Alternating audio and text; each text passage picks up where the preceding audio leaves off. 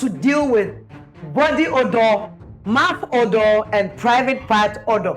And my young yen shed that man who need DSM and 10 yen. Makami a jamida. Ka abaya dear.